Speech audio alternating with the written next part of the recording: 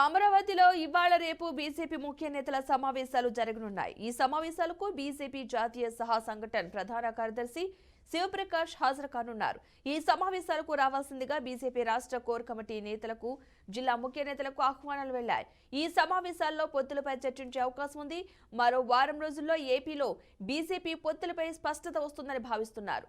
ఒక్కో స్థానానికి సంబంధించి 3 పేర్లు హైకమాండ్ కు పంపనున్నారు.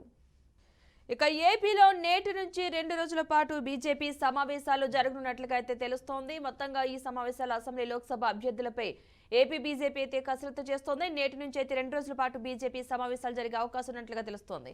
ఇక ఇదే అంశానికి సంబంధించిన పూర్తి సమాచారాన్ని మా ప్రతినిధి ఏడుకొండలు అందిస్తారు. ఏడుకొండలు చెప్పండి, ఏపీలో జరిగే 2 రోజుల బీజేపీ సమావేశాలకు సంబంధించిన పూర్తి అప్డేట్స్ ఏంటి?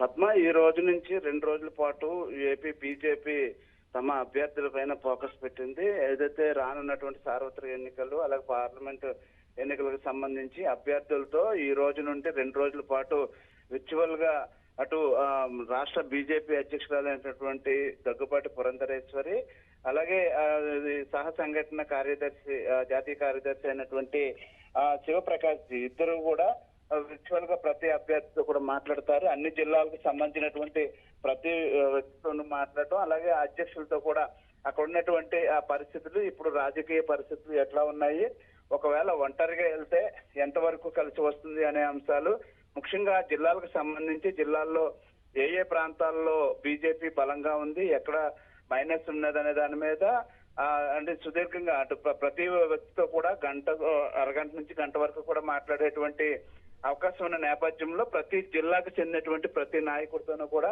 ఈ రోజు నుంచి 2 రోజులు మాట్లాడతారు. అయితే ఇప్పటికే అటు శివప్రకాష్ జీ కూడా ఇటు రాష్ట్ర కార్యాలయానికి చేరుకున్నారు. మరోవైపు పురంధరేశ్వర్ కూడా ఇప్పటికి ఇక్కడ ఆమె ఇప్పటికి కొద్దిసేపట్లో ప్రారంభించేటువంటి అవకాశం ఉంది. అయితే మరోవైపు మాజీ ముఖ్యమంత్రి కిరణ్ కుమార్ రెడ్డి, అలాగే మాజీ అధ్యక్షుడు అయినటువంటి సోమవీర్రాజుతో పాటు అటు జాతీయ ప్రధాన కార్యదర్శి సత్యకుమార్ కూడా రాష్ట్ర కార్యాలయానికి రానున్నారు. వీరు 5గురు కూడా ప్రతి జిల్లాలో ఉన్నటువంటి అందరితోనూ కూడా ఈ వర్చువల్ గా సమావేశం అవుతారు.